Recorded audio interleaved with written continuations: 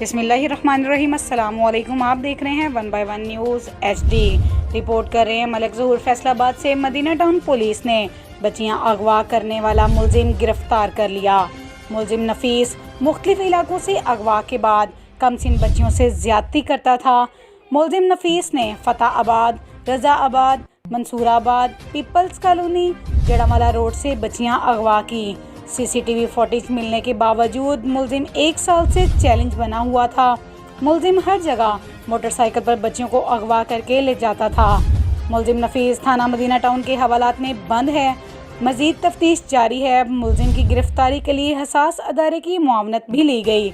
अवाम की वज़ीर आज़म पाकिस्तान, वज़ीर आला पंजाब और IG पंजाब से अपील है कि ऐसे भेड़िए को सरेआम चौक में फांसी पर लटकाया जाए ताकि आइंदा कोई भी दरिंदा ऐसी हरकत ना कर सके।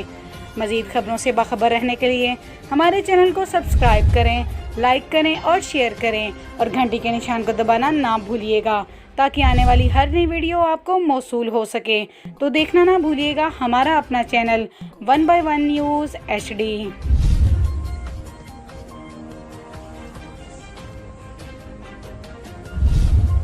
ताज़ा तरीन अपलोड्स की नोटिफिकेशन हासिल करने के लिए हमारे चैनल को सब्सक्राइब करें और साथ में दिए गए घंटी के निशान को दबाना ना भूलें।